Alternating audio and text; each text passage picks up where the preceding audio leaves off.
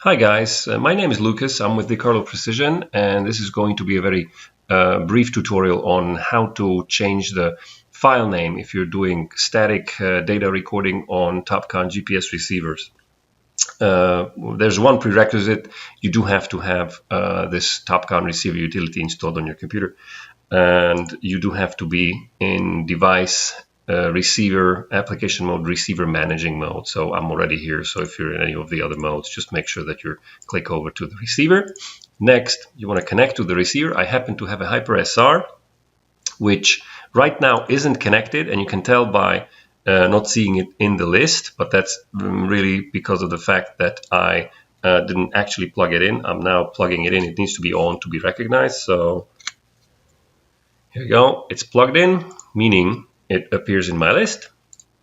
Now I can highlight and actually connect to it. You can tell that it's connected by seeing that it's a Hyper SR connection of whatever ID showing of your receiver over here.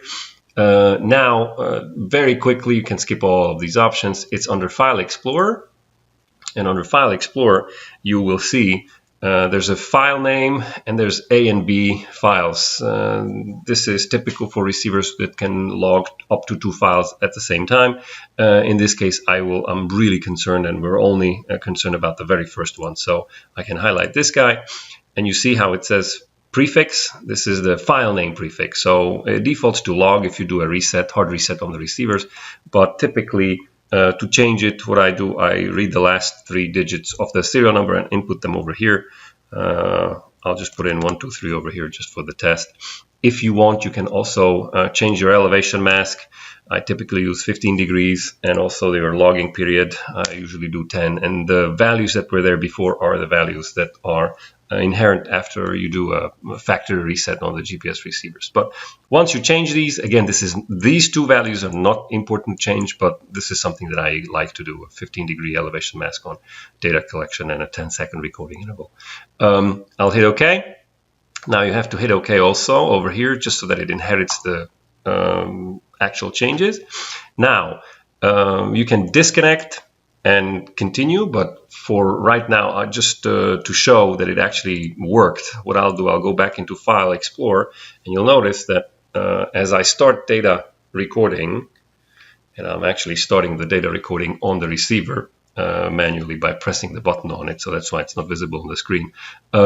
It starts a file that's called 123, and then the date, or the month and the day, plus the session number, of course, and it's recording at this moment to this file. So if I stop the file, 1, 2, 3, we stop it. Now it's in our downloadable section where I can hit the download and download the actual file to the computer and post-process it.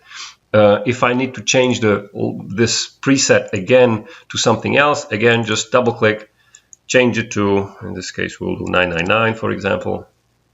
We'll hit OK. We'll hit OK.